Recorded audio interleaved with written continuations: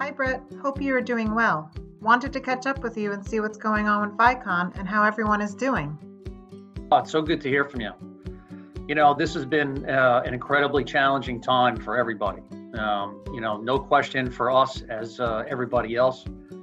One of the good things is that we're blessed with the fact that we are considered an essential service. Vicon supports a lot of very critical infrastructure type applications, federal and state government. And that's where we've seen a lot of our work. So we're blessed with the fact that we're actually even operating. So, we thank our customers, we thank our employees that have continued to help us. And it's been a real challenge. Everybody's had to figure out how to work in this environment. I think that, as a team, we've done a really good job of it. My inside folks have all moved to a virtual working environment. And I think that went as good and as smoothly as possible. There was a lot of work on their part to figure out how to make that happen, and they really did a good job.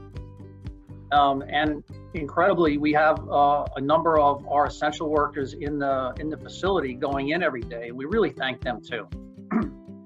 Those people have done a huge job in keeping our business running, supporting our customers. So, so far throughout all of this, we have been taking orders, scheduling production, shipping product, and tech supporting our installations, as virtually as possible, with as minimal people as possibly need to be in the business. And, like I said, amazingly, we're lucky enough and blessed enough that we're continuing to operate as we have been. How are you personally adjusting? Yeah, so for me, it's definitely different. I'm used to my entire career working in a facility, typically in a headquarters like I do now for Vicon, or I travel. I really never work from home. So when I did move to working from home, we really had to set some ground rules at the house, set schedules and keep the kids, contained and making sure they're on their schedules. My wife's working still at her job, so she's not home. So in order to stay focused, we set up some parameters at home here, and that's been good. I still get up in the morning and think I'm going to the office half the time. So, it's been a big adjustment for me. And on the other side, on the weekends and stuff, we try to keep ourselves busy with house projects and stuff. We live in New York, so the weather's been tough this whole spring. So, doing some house jobs and things of that nature have kind of kept us from really dying from boredom. What about your sales team? What are they doing to maintain business? So I think that's been the biggest challenge or hurdle for us is, we have a big field sales team, and they're used to traveling and seeing customers and doing site walkthroughs, doing in-person trainings and presentations. So, culturally for us as a sales team, having to stay home is the exact opposite of what we're geared and trained to do. So, we really moved to, reaching out, first via phone calls, and then, taking advantage of some of the virtual platforms that are out there, trying to, reach out and keep it personal. And, the platforms are good at, presenting material in a better way than if you had to do it on a phone call. And how has that been working out? Good and bad.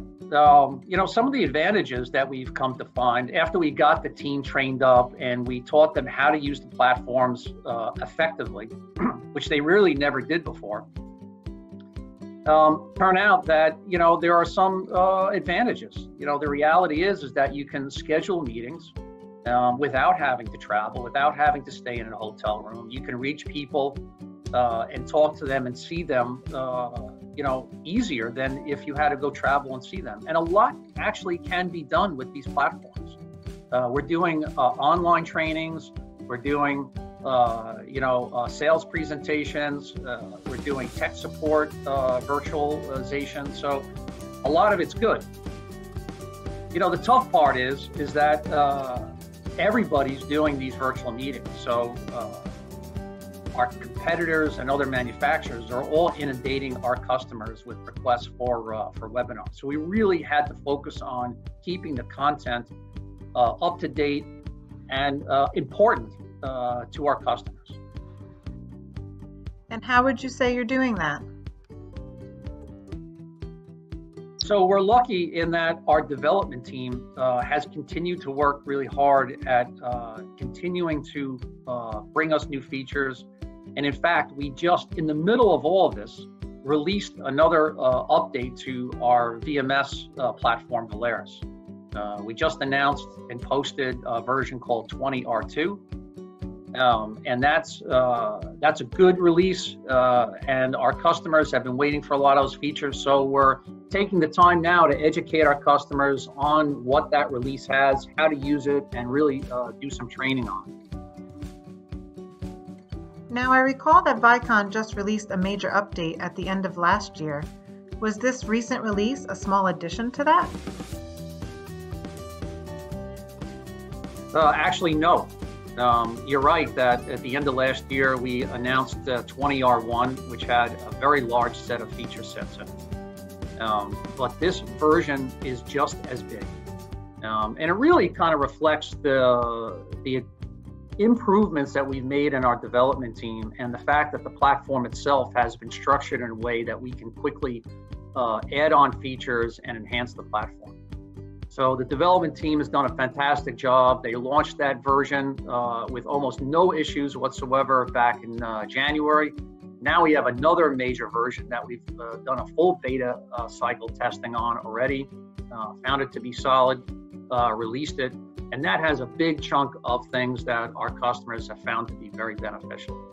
The biggest component of it is a major facelift and enhancement to what we refer to as our global health dashboard. And that in and of itself is an environment in which our IT managers or administrators can monitor the entire system's health and efficiency.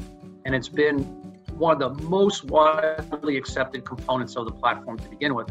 And now we've really injected a major graphical update to it, as well as injected some really serious analytical capabilities that allow them to, at their fingertips, touch and understand how their system's working. On top of that, we also added the ability to take your mobile phone and stream video from your camera on your mobile phone into Valeris. And you can record video and look at that video live. And people have asked me, why would I do that? Well, when you have people working in a facility and they're witnessing an event or an issue or a problem, they're able to take their phone out of their pocket and turn the video stream on. And now you have a centralized recording, with all of your forensics and your archiving and everything. So, as we've introduced that feature, we've gotten a lot of good feedback. On top of that, we have really strong audit log information now. So you can search on who and when folks that are operating the system have made changes or what they've done. We've created a free, non-licensed, thick client option, which really gives people the ability to remotely set up monitors and set them in a structure in which they'll reboot properly and in the same format that they were before. We are a thin client topology, but some folks have asked us for a thick client with some restart capabilities. So that's been really good. And we also added a deep kind of capability for our edge analytics, and that's fairly new as well. Can you tell us a little more about edge analytics? Yeah, so that's kind of new. I think we just did our first webinar on that a few days ago. So we have been offering in Valeris what we refer to as Valeris Smart Analytics. And that is a suite of software analytics that offers real-time event announcement, as well as a fairly deep and sophisticated multi-channel forensic search capability. Now, those are server-based analytics that you can buy alongside of Valeris. But for smaller and medium systems, and for a lot of people that only need a few channels, a lot of people were looking for edge analytics, which are a little easier to install and less costly. So we have just announced pending availability of a new line of cameras that include these edge analytics. And when I refer to edge analytics, we're talking about real-time announcements of line crossings, people doing predetermined behaviors, like going in the wrong direction or leaving objects and things of that nature. We have a whole list of those capabilities. So we had to enhance Valerus. We are a solutions selling company.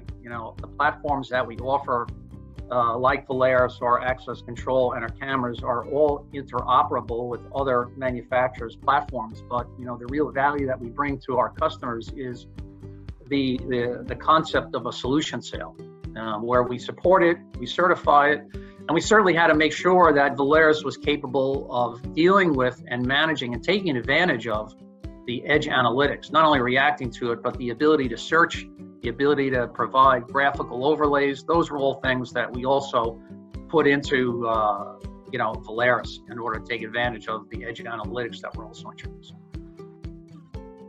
So these cameras that you mentioned, they'll be available soon? Yeah, the marketing team has been working on the announcements now. We're hopeful that the June timeframe, they're all in stock and available.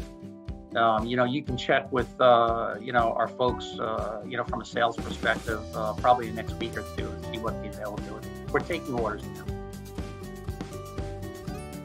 It sounds like there's a lot going on at Vicon.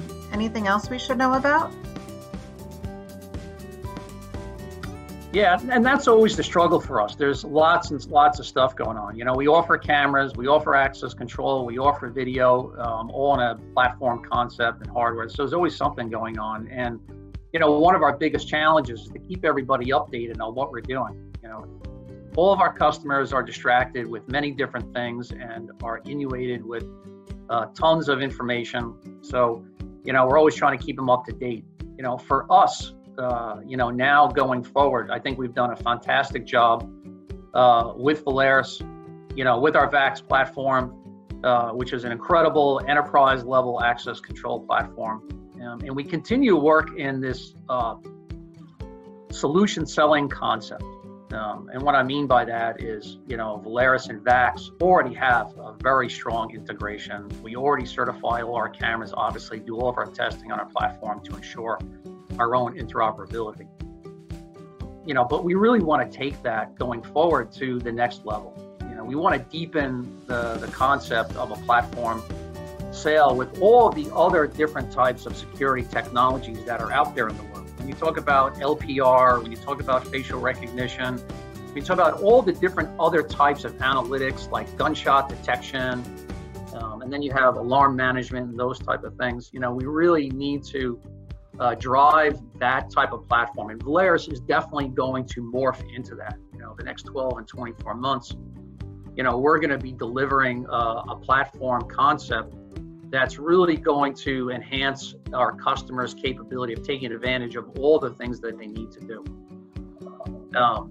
In the end, whether you want a on-prem, whether you want a cloud, or whether you want a hybrid type of solution, we're going to deliver it for you. The folks that have invested in Valerus today are really going to be shocked and surprised over the next 12 to 24 months as to where this platform goes and the capabilities that we deliver within it. So we're very excited about that. And it's just a matter of, communicating that to everybody and keeping them updated. And considering where we are with the pandemic right now, what do you see as the immediate outlook of Vicon? Yeah, so that's the million-dollar question. As I said earlier, we've been blessed. Our customer base, in one way or the other, has continued to, provide us with the opportunity to deliver them orders and fulfill their needs. We're hopeful that as the country starts to, back away from the lockdown and start to open up, that we're going to see, hopefully for our own customers, and our own integrators, and opening up with the business, and probably some pent-up demand. There's always a need for security as operations continue. Most likely, there'll be maybe even a greater need for security going forward as we try to manage our way through the different restrictions we'll have to live with. So we anticipate that as things go and open up, that, you know, we really are hopeful that everyone's going to get back to work. We're going to find ourselves back, you know, shortly, you know, where we were before this. And we're prepared to do that. You know, we'll work as virtually as we have to for as long as we have to, and then we'll start bringing our folks back safely and securely when and where the time permits. That really sounds wonderful. I want to thank you for your time, Bret. Me too, and like I said, you know, for everybody, we're hopeful that everybody's safe and that they're finding their way through this. And you know, we'll see you when we can travel, and we look forward to that. Thanks so much.